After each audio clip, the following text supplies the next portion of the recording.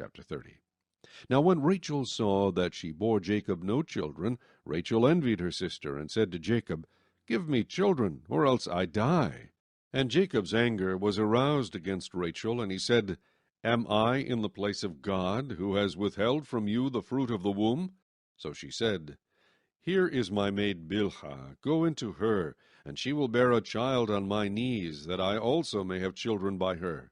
Then she gave him Bilhah, her maid, as wife, and Jacob went into her. And Bilhah conceived and bore Jacob a son. Then Rachel said, God has judged my case, and he has also heard my voice and given me a son. Therefore she called his name Dan. And Rachel's maid Bilhah conceived again and bore Jacob a second son. Then Rachel said, With great wrestlings I have wrestled with my sister, and indeed I have prevailed. So she called his name Naphtali. When Leah saw that she had stopped bearing, she took Zilpah her maid, and gave her to Jacob as wife. And Leah's maid Zilpah bore Jacob a son. Then Leah said, A troop comes. So she called his name Gad. And Leah's maid Zilpah bore Jacob a second son. Then Leah said, I am happy, for the daughters will call me blessed. So she called his name Asher. Now Reuben went in the days of wheat harvest, and found mandrakes in the field, and brought them to his mother Leah. Then Rachel said to Leah, Please give me some of your son's mandrakes. But she said to her, Is it a small matter that you have taken away my husband?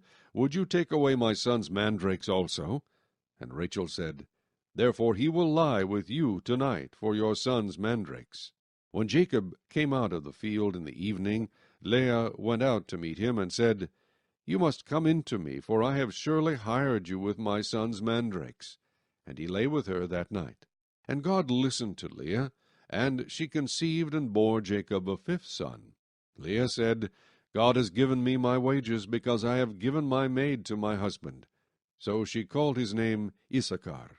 Then Leah conceived again, and bore Jacob a sixth son. And Leah said, God has endowed me with a good endowment. Now my husband will dwell with me, because I have borne him 6 sons.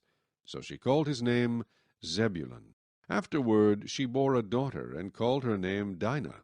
Then God remembered Rachel, and God listened to her, and opened her womb.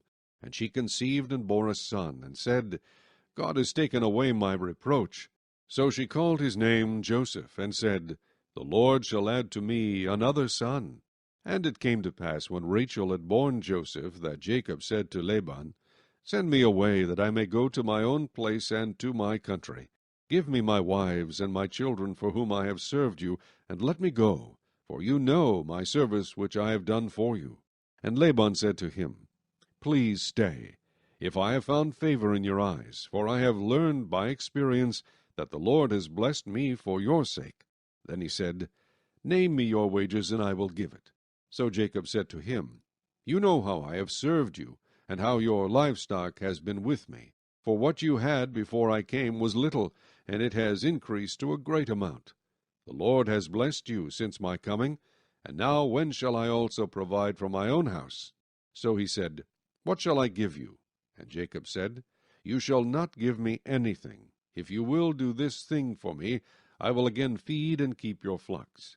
Let me pass through all your flock today, removing from there all the speckled and spotted sheep, and all the brown ones among the lambs, and the spotted and speckled among the goats, and these shall be my wages. So my righteousness will answer for me in time to come. When the subject of my wages comes before you, every one that is not speckled and spotted among the goats, and brown among the lambs, will be considered stolen, if it is with me. And Laban said, Oh, that it were according to your word! So he removed that day the male goats that were speckled and spotted, all the female goats that were speckled and spotted, every one that had some white in it, and all the brown ones among the lambs, and gave them into the hand of his sons. Then he put 3 days' journey between himself and Jacob fed the rest of Laban's flocks.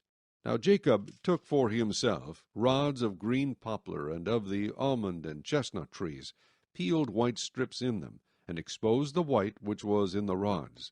And the rods which he had peeled he set before the flocks in the gutters, in the watering troughs, where the flocks came to drink, so that they should conceive when they came to drink. So the flocks conceived before the rods, and the flocks brought forth, streaked, speckled, and spotted. Then Jacob separated the lambs, and made the flocks face toward the streaked and all the brown in the flock of Laban. But he put his own flocks by themselves, and did not put them with Laban's flock. And it came to pass, whenever the stronger livestock conceived, that Jacob placed the rods before the eyes of the livestock in the gutters, that they might conceive among the rods. But when the flocks were feeble, he did not put them in. So the feebler were Laban's, and the stronger Jacob's. Thus the man became exceedingly prosperous, and had large flocks, female and male servants, and camels and donkeys.